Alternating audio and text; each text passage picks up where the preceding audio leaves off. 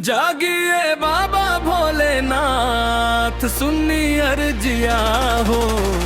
तोहरे नाम से चमके हमार जिंदगिया हो। तोहरे नाम से चमके हमार जिंदगिया हो। जागिए बाबा भोलेनाथ, सुनी अर्जिया हो। तोहरे नाम से चमके हमार जिंदगिया हो। तोहरे नाम से चमके हमार जिंदगिया हो। तोहरे नाम से चमके हमार जिंदगिया हो। गंगा जल लेके आईनी तोहरे दुआरिया, दूर कर बाबा मन के अंधरिया। डमरू के धुनिया, त्रिशूल के शान, तोहरे बिना सुना लागे सगरो जहान। जागिए बाबा भोलेनाथ, सुनी अर्जिया हो।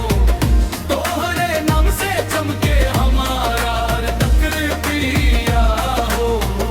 तोहरे नाम से चमके हमार जिंदगिया हो। तोहरे नाम से चमके हमार जिंदगिया हो। सावन के महीना हरियर भइल धरती, बोल बम गूंजे खिल उठल कृति।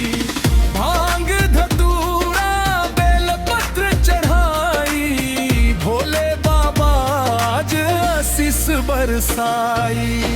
जागिए बाबा भोलेनाथ, सुनी अर्जिया हो। तोहरे नाम से चमके हमारा जिंदगिया हो। तोहरे नाम से चमके हमार जिंदगिया हो। तोहरे नाम से चमके हमार जिंदगिया हो। कैलाशपति त्रिपुरारी दीनन के सहारा, रौरे नाम से कट जाला दुख के अंधियारा। सब मिल बोलिए के साथ हर महादेव, बोल बम ये जीनुदा।